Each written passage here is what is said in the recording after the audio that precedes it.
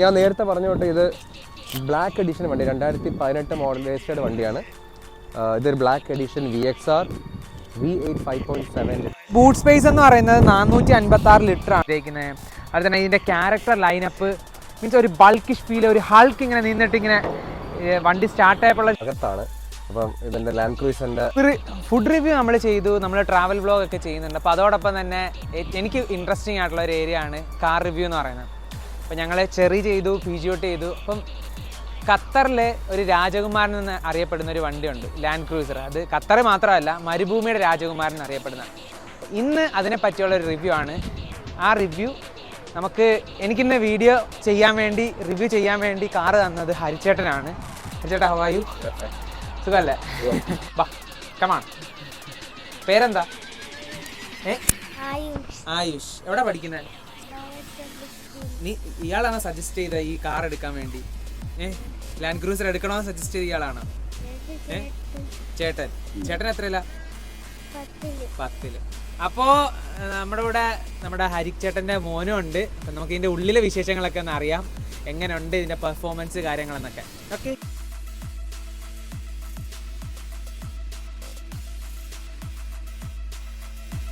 Land ക്രൂസറിൻ്റെ length വരുന്നത് 5.115 metres ആണ്. Width 1.980, height 1.905, wheel base 2.850, trunk capacity 456 litre ആണ് വരുന്നത്. ഒരുപാട് സേഫ്റ്റി ഫീച്ചേഴ്സും അവർ പ്രൊവൈഡ് ചെയ്യുന്നുണ്ട്. ഗ്യാസ് ഷോക്ക് അബ്സോർബർ, അതുപോലെ തന്നെ rear camera, tyre pressure monitoring display, tractional control, speed limiter, multi terrain select, അങ്ങനെ തുടങ്ങി ഒട്ടനവധി സേഫ്റ്റി ഫീച്ചേഴ്സും അവർ LCക്കകത്ത് പ്രൊവൈഡ് ചെയ്യുന്നുണ്ട്.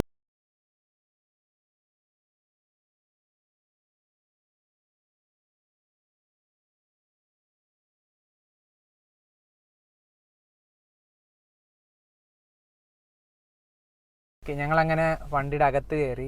അപ്പോൾ ഇതിൻ്റെ അകത്ത് ഇൻഫോർടൈൻമെൻറ്റ് സിസ്റ്റം എങ്ങനെയാണ്, ഇതിൻ്റെ ഡ്രൈവിംഗ് ക്വാളിറ്റി എങ്ങനെയുണ്ട്, അതിനെ പറ്റിയൊക്കെ എൻ്റെ അളിയൻ പറയും. മുഷിരിബിയിൽ നിന്ന് കുറച്ച് ഡ്രൈവ് ചെയ്ത് പുറത്ത് നമ്മൾ ഓൾഡ് എയർപോർട്ട് അല്ലേ, അങ്ങോട്ടല്ലേ പോകുന്നത്? ഓൾഡ് എയർപോർട്ടിലേക്ക് പോവാണ്. വണ്ടി ഒരു വലിയ വണ്ടിയാണ്, ഒരു ഫീല് നമുക്ക് ഈ ക്യാബിനകത്ത് കയറി കിട്ടത്തില്ല. വളരെ ചെറിയ ലൈറ്റ് ആയിട്ടുള്ള വെഹിക്കിൾ ഓടിക്കുന്ന ഒരു ഫീലാണ് വരുന്നത്. സ്റ്റിയറിംഗ് കൺട്രോളൊക്കെ ആണെങ്കിലും ഭയങ്കര സ്റ്റേബിളാണ്. ഒരു കുഞ്ഞനൊരു കാർ ഓടിക്കുന്ന ഫീലാണ് ഇതിനകത്ത് കയറുമ്പോൾ. പിന്നെ ഇതിൻ്റെ ഈ ഇൻഫോർടൈൻമെന്റ് സിസ്റ്റത്തിനകത്ത് വരുന്ന ഒരു സേഫ്റ്റി ഫീച്ചർ എന്ന് പറയുമ്പോൾ വണ്ടി ഒരു നല്ല ഹൈ സ്പീഡിൽ പോയിട്ട് നമ്മൾ പെട്ടെന്ന് വണ്ടി നമ്മൾ നിർത്തുകയാണ്. അതായത് ഒരു 20-30 കിലോമീറ്റർ സ്പീഡിൽ വണ്ടി നമ്മൾ ചവിട്ടി നിർത്തുമ്പോൾ ഓട്ടോമാറ്റിക്കലി ഈ ഡിസ്പ്ലേയിൽ കാറിന്റെ ഫുൾ സറൗണ്ട് സ്ക്രീൻ എനേബിൾ ആവും. അപ്പോൾ അതിനൊരു സേഫ്റ്റി ഫീച്ചറാണ്. നമ്മളെ പുറകിൽ വേറെ വല്ല ഒബ്ജക്റ്റ് ഉണ്ടോ, വണ്ടി സൈഡിലുണ്ടോ എന്ന് അറിയാൻ വേണ്ടിയിട്ട് വണ്ടി ഓട്ടോമാറ്റിക്കലി സെൻസർ വഴി ഇത് ക്യാമറ ആക്റ്റീവ് ആയിട്ടാണ്. മാക്സിമം ആക്സിഡന്റുകളൊക്കെ കുറയ്ക്കാൻ വേണ്ടിയാണ് അവർ ഈ ഒരു സിസ്റ്റം യൂസ് ചെയ്തേക്കുന്നത്. പിന്നുള്ളതെന്ന് വെച്ചാൽ ഇതിന്റെ എങ്ങനെയുണ്ട്, ഓടിച്ചിട്ട് എങ്ങനെയുണ്ട് ഒരു ഫീല് മൊത്തത്തിൽ? എനിക്കതിൽ എടുത്ത് പറയേണ്ടത് ഈ വണ്ടി പുറത്ത് നമ്മളൊന്ന് ആക്സിലേറ്റ് ചെയ്ത് കഴിഞ്ഞാൽ നല്ല നല്ല സൗണ്ടാണ്, പക്ഷെ അകത്ത് കംപ്ലീറ്റ്ലി സൈലന്റ് ആണ്. ക്യാബിൻ ഭയങ്കര സൈലന്റ് ആയിട്ടുള്ള ക്യാബിനാണ്. അതിൽ നമ്മളൊരു 120 ക്രൂസ് ചെയ്താൽ പോലും ആ ഒരു ശബ്ദം ഉള്ളി വരത്തില്ല. ഇപ്പം നമ്മൾ ഹരിഭായി പറഞ്ഞോട്ട് ഇദ്ദേഹം 180-ൽ UAE പോയ സമയത്ത് ഇത്രയും സ്പീഡിൽ പോയിട്ട് പോലും വണ്ടി സൗണ്ട് ഇല്ല, കുലുക്കില്ല, ഭയങ്കര സ്റ്റേബിൾ ആണ്. വൈബ്രേഷൻ ഇല്ലാത്തൊരു സ്റ്റേജാണ് വണ്ടിക്കകത്ത് വരുന്നത് ഇത്രയും സ്പീഡിൽ പോകുമ്പോഴും. അപ്പൊ എന്തായാലും നമ്മൾ മെയിൻ റോഡ് എത്തുമ്പോൾ നമുക്ക് ഇപ്പം നമ്മൾ ചെറിയ സ്പീഡിൽ പോകുന്നുണ്ട് ആ ഒരു ഫീൽ കിട്ടത്തില്ല. നമ്മൾ പുറത്ത് ഇറങ്ങിയിട്ട് ഒന്ന് ചവിട്ടി നോക്കുമ്പോൾ അത്യാവശ്യം അതിന്റെ സ്റ്റെബിലിറ്റി, ട്രാക്ഷൻ കൺട്രോളൊക്കെ നമുക്ക് എടുത്താൻ കിട്ടും. ഓക്കെ. ഇത് V8 എഞ്ചിൻ ആയതുകൊണ്ട് തന്നെ നല്ല രീതിയിൽ പെട്രോൾ കൺസ്യൂം ചെയ്യല്ലേ? നമ്മള് ഗൾഫിലായതുകൊണ്ട് പെട്രോൾ ഒരു വിഷയമല്ല. ഇത് 2018 മോഡൽ വണ്ടിയാണ്, പക്ഷെ രജിസ്റ്റർ ചെയ്തിരിക്കുന്നത് 2017-ലാണ്. ഈ വണ്ടി ടോപ്പ് എൻഡ് മോഡലാണ്. VXR V8 5.7 ലിറ്റർ എഞ്ചിനാണ്, പെട്രോൾ എഞ്ചിനാണ്, ഓട്ടോമാറ്റിക് ട്രാൻസ്മിഷൻ വണ്ടിയാണിത്. അപ്പോൾ ഇതിനകത്ത് ഇതൊരു പ്രത്യേകത ഉണ്ട്, ഇതൊരു ബ്ലാക്ക് എഡിഷൻ വണ്ടിയാണ്. ഈ ബ്ലാക്ക് എഡിഷൻ വണ്ടി നിങ്ങൾക്ക് അധികം ഒന്നും കാണാൻ പറ്റത്തില്ല. കൂടുതലും വൈറ്റ് വണ്ടിയാണ് എല്ലാവരും പ്രിഫർ ചെയ്യുന്നത്. പക്ഷേ ഇതിന്റെ ലുക്ക്, ബ്ലാക്കിന്റെ ലുക്ക് എന്ന് വെച്ചാൽ എടുത്തു പറയേണ്ട ലുക്കാണ്. നല്ല നൈസ് ലുക്കാണ് ഈ വണ്ടിക്ക്. കാരണം നമ്മൾ ഫസ്റ്റ് തുടക്കത്തിൽ കണ്ടില്ലേ, ഹരിച്ചേട്ടൻ ഇങ്ങനെ വണ്ടിയായിട്ട് വന്ന് ആ ഒരു ഇറങ്ങുന്ന ഒരു ഫീലൊക്കെ നമ്മൾ ഈ സിനിമ സ്റ്റൈലിൽ ഇറങ്ങുന്ന പോലെ നമുക്ക് ഫീൽ ചെയ്യും. കാരണം ആ ഒരു ബ്ലാക്ക് ടച്ചോട് കൂടി ആ വണ്ടി വന്ന്, അത് നമ്മൾ ഈ ചില സിനിമകളുണ്ട്, ഈ ബിഗ് ബി, സാഗർ റിലേസ് ജാക്കി, അങ്ങനത്തെ ടൈപ്പ് ഓഫ് സിനിമയ്ക്കകത്ത് അമൽ നീരദ് ഉപയോഗിക്കുന്ന കൂടുതലും ബ്ലാക്ക് എഡിഷൻ വണ്ടീസാണ്. അത് നമ്മൾ ശ്രദ്ധിച്ചിട്ടുണ്ടെങ്കിൽ മനസ്സിലാവും. അപ്പോൾ അതേപോലെയാണ് ബ്ലാക്ക് എന്ന് പറയുന്ന ഒരു റോയൽ ടച്ചാണ്. ബ്ലാക്ക് അതുകൊണ്ടാണ് ചൂസ് ചെയ്തത്. ബ്ലാക്ക് ചൂസ് ചെയ്ത് ബ്ലാക്ക് നമ്മളെ വീട്ടിലെ എല്ലാ ആൾക്കാർക്കും ബ്ലാക്ക് ഇഷ്ടമാണ്. പക്ഷേ ഈ ബ്ലാക്ക് വണ്ടി മെയിൻറ്റെയിൻ ചെയ്യാൻ കുറച്ച് ബുദ്ധിമുട്ടുണ്ട്. ക്ലീൻ ചെയ്യാന്നുള്ള ഒരു ഇത് വൺ ഷോട്ടിൽ ഒരു പെട്ടെന്ന് തന്നെ പ്രത്യേകിച്ച് ഖത്തറിലൊക്കെ പൊടികൾ കൂടുതലല്ലേ, പൊടിയൊക്കെ പിടിച്ചു കഴിഞ്ഞാൽ പെട്ടെന്ന് അറിയാൻ പറ്റും. ഇത് പജീറോയും ഈ സെയിം ബ്ലാക്ക് തന്നെ ആയിരുന്നു? അല്ലല്ല, അത് ബ്രൗൺ ആയിരുന്നു. V8 5.7 ലിറ്റർ എഞ്ചിനാണ്. അപ്പം ഇതിന്റെ പെട്രോൾ കൺസംഷൻ എങ്ങനെയാണെന്ന് പറയാൻ പറ്റുമോ? ഒരു നല്ല ഫ്യൂൽ കൺസ്യൂം ചെയ്യുന്ന ഒരു വണ്ടിയാണോ? അങ്ങനെ ചോദിച്ചു കഴിഞ്ഞാൽ നല്ല ഫ്യൂൽ കൺസ്യൂം ചെയ്യുന്ന വെച്ചാൽ നമ്മൾ ഓടിക്കുന്ന രീതി അനുസരിച്ചിരിക്കും.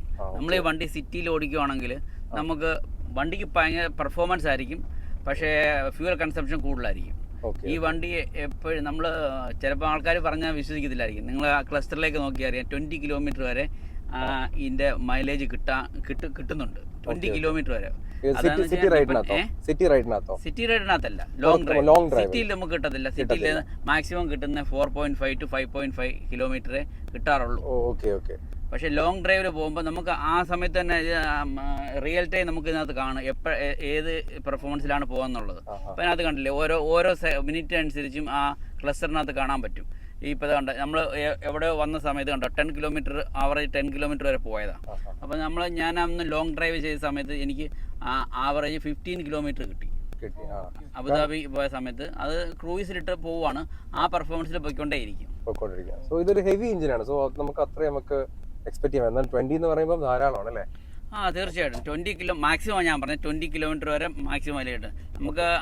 നമ്മളിപ്പം ഒരു ലോങ് ഡ്രൈവ് പോകുന്ന സമയത്ത് 0-ൽ സെറ്റ് ചെയ്തിട്ട് പോവുകയാണെങ്കിൽ നമുക്ക് ആവറേജ് മൈലേജ് ഇത് വരുന്ന സമയത്ത് ഈ കട്ടകളെല്ലാം കാണില്ലേ, ഫ്രണ്ടിൽ കാണുന്ന ഇൻസ്റ്റാഗ്രാം അല്ലേ, അതെല്ലാം 15ലേക്ക് നിൽക്കും. അല്ലെങ്കിൽ അങ്ങോട്ടോ കയറി ഇറങ്ങി 18, 20 അങ്ങനെ പോയിട്ട് ഒരു ആവറേജ് 15 കിട്ടും.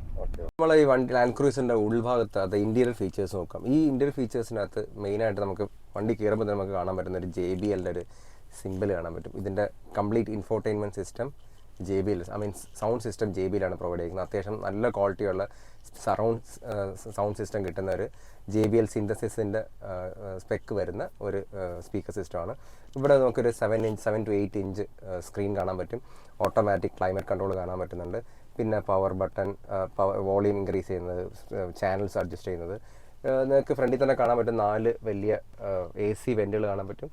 ഇപ്പോഴത്തെ വണ്ടികളൊക്കെ ഉള്ള തൊട്ട് ഇഞ്ചിൻ പുഷ് സ്റ്റാർട്ട് ബട്ടനാണ് അതിനകത്ത് പ്രൊവൈഡ് ചെയ്തിരിക്കുന്നത്. പിന്നെ ഫ്രണ്ടിൽ നേരത്തെ പറഞ്ഞ തൊട്ട് നമ്മൾ ഈ റഫ് ടെറൈൻസിലൊക്കെ പോകാനുള്ള സംവിധാനങ്ങളൊക്കെ അതിനകത്ത് അതിൻ്റെ അസംബ്ലിയൊക്കെ ഇവിടെ വരുന്നത്.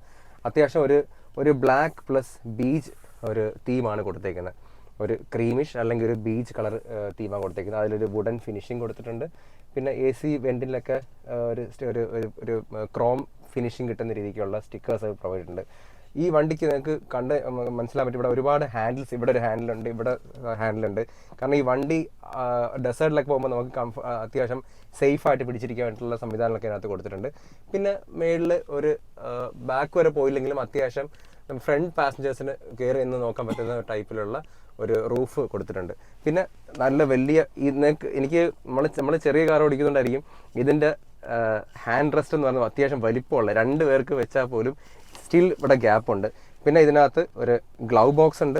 ഇതിനകത്ത് ഈ ഗ്ലൗ ബോക്സ് തുറന്നു കഴിഞ്ഞാൽ നമുക്ക് ഇതിനകത്ത് അത്യാവശ്യം നല്ല സ്റ്റോറേജ് ഉള്ള ഒരു ഗ്ലൗ ബോക്സാണ്. ഇതിനകത്ത് നമുക്ക് വെള്ളമൊക്കെ വെച്ച് കഴിഞ്ഞാൽ കൂൾ ബോക്സ്, ഈ പവർ ഓൺ ചെയ്ത് കഴിഞ്ഞാൽ നമ്മൾ വെള്ളമൊക്കെ ലോങ് ഡ്രൈവിനൊക്കെ പോകുന്ന സമയത്ത് വെള്ളം തണുത്ത് കിട്ടും.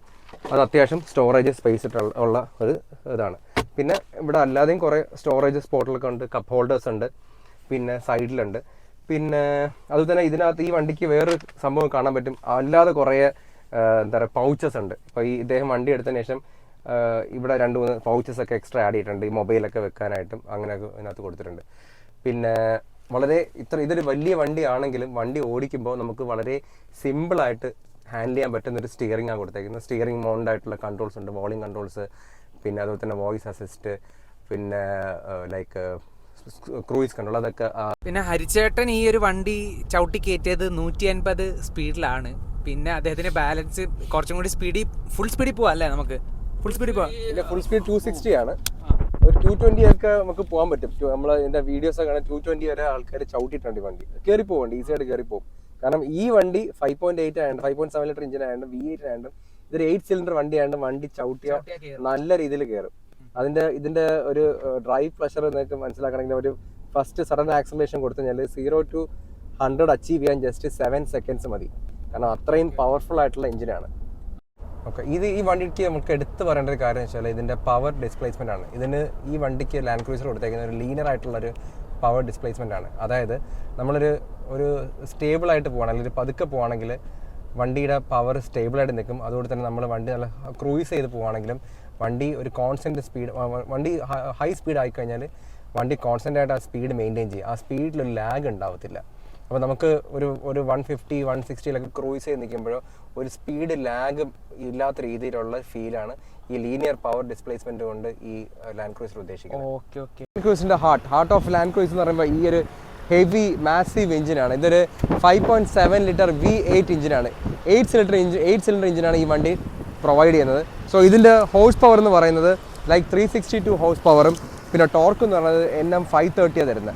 അപ്പോൾ ഈ എഞ്ചിൻ നിങ്ങൾക്ക് കാണാം, വണ്ടി സ്റ്റാർട്ട് ചെയ്യുമ്പോൾ ആ എഞ്ചിൻ്റെ ഔട്ട്പുട്ട് ഡെലിവർ ചെയ്യുന്ന നമുക്ക് അതിൻ്റെ സൗണ്ട് നമുക്ക് ഫീൽ ചെയ്യാൻ പറ്റും.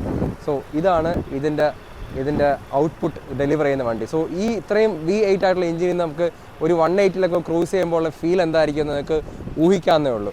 ഓക്കെ, സോ ഇതെന്ന് പറയുന്നത് ഒരു നാച്ചുറലി ആസ്പിറേറ്റഡ് എഞ്ചിൻ ആയതുകൊണ്ടും ഇതിൻ്റെ വണ്ടി പ്രോപ്പറായിട്ട് മെയിൻറ്റെയിൻ ചെയ്യുന്ന ഒരാൾക്ക് ഒരു മിനിമം ഒരു 400,000 അല്ലെങ്കിൽ 500,000 ഈസി ആയിട്ട് നമുക്ക് ഈ വണ്ടി നമുക്ക് ഓടിച്ച് കൊണ്ടുപോകാൻ പറ്റും. നിയർലി പറയുകയാണെങ്കിൽ ഒരു ലാൻഡ് ക്രൂസറിൻ്റെ കാലാവധി എന്ന് പറയുന്നത് മിനിമം 25 to 30 years ആണ്. എത്ര വർഷം വേണമെങ്കിൽ ഈ വണ്ടി നിൽക്കും. നമുക്ക് എല്ലാ വണ്ടികളും നമ്മൾ ചൂസ് ചെയ്യുമ്പോൾ അതിൻ്റെ ഫ്രണ്ടിലത്തെ ഒരു അപ്പിയറൻസ് ഏറ്റവും ഇമ്പോർട്ടൻ്റ് ആണ്. നമുക്കിപ്പം ടൊയോട്ട അല്ലെങ്കിൽ BMW, ബെൻസ്, ഔഡി എല്ലാ വണ്ടിയും. അപ്പോൾ അതിനെ സംബന്ധിച്ചിടത്തോളം നമ്മളുടെ ലാൻഡ് ക്രൂസിൻ്റെ ഫ്രണ്ടിലെ ഗ്രില്ലായിക്കോട്ടെ ഒരു എതളുകൾ പോലെയാണ് ഇത് സെറ്റ് ചെയ്തേക്കുന്നത്. അതുപോലെ തന്നെ ഇതിൻ്റെ ക്യാരക്ടർ ലൈനപ്പ് മീൻസ് ഒരു ബൾക്കിഷ് ഫീൽ, ഒരു ഹൾക്ക് ഇങ്ങനെ നിന്നിട്ട് ഇങ്ങനെ വണ്ടി സ്റ്റാർട്ടായപ്പോഴുള്ള ഒരു ശബ്ദമാണ്, അത് നിങ്ങൾക്ക് കേൾക്കാൻ പറ്റുമായിരിക്കും. ഇതിൻ്റെ ആ ഒരു ഫ്രണ്ടിലത്തെ ആ ഒരു ക്യാരക്ടർ ലൈനപ്പ് അടിപൊളിയാണ്. അതുപോലെ തന്നെ ഈ പ്രൊജക്റ്റഡ് ഹെഡ് ലാമ്പ്, അതുപോലെ തന്നെ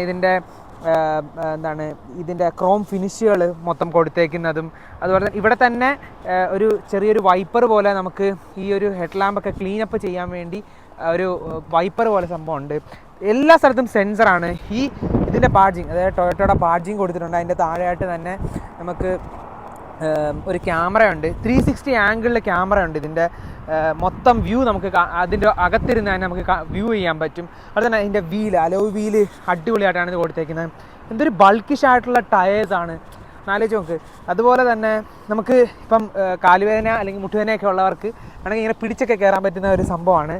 അതും എനിക്ക് ഇൻട്രസ്റ്റിംഗ് ആയിട്ടാണ് എനിക്ക് ഫീൽ ചെയ്തത്. അതിപ്പം നോർമലി മിക്ക കാറുകൾക്കുണ്ട്, പക്ഷേ ഇതൊരു ഡെസേർട്ട് ഡ്രൈവ് ഒക്കെ ആയതുകൊണ്ട് തന്നെ ആൾക്കാർക്ക് പെട്ടെന്ന് കയറി മീൻസ് ഇങ്ങനെ ചവിട്ടിയൊക്കെ കയറാനൊക്കെ പറ്റുന്നൊരു സംഭവം തന്നെയാണ്. അതുപോലെ തന്നെ നല്ല ഒരു ഹാർഡായിട്ടുള്ള മീൻസ് പെട്ടെന്നൊന്നും പൊട്ടിപ്പോത്തില്ല എന്ന് പറയുന്ന ഒരു ഗ്യാരണ്ടി പറയാൻ പറ്റുന്നൊരു സംഭവമാണ്. അതുപോലെ തന്നെ ഇതിൻ്റെ ഈ ഒരു ബാഡ്ജിങ്, ഇവിടെ ലാൻഡ് ക്രൂസർ എന്ന് പറഞ്ഞൊരു ബാഡ്ജിങ് കൊടുത്തപ്പോൾ ഉണ്ട്. ഇതിൻ്റെ ഒരു സിൽവർ ടച്ച് കണ്ടില്ലേ, അത് ക്രോം ഫിനിഷ്, അത് അടിപൊളിയായിട്ടാണ് കൊടുത്തേക്കുന്നത്. ബൂട്ട് സ്പേസ് എന്ന് പറയുന്നത് 456 ലിറ്ററാണ്. നമുക്കിത് മീൻസ് നമ്മുടെ കീ വെച്ച് നമുക്ക് ഓപ്പൺ ആക്കാൻ പറ്റും. ഞാനിപ്പോൾ കൈ വെച്ചാണ് ഞാൻ ഓപ്പൺ ആക്കാൻ പോകുന്നത്.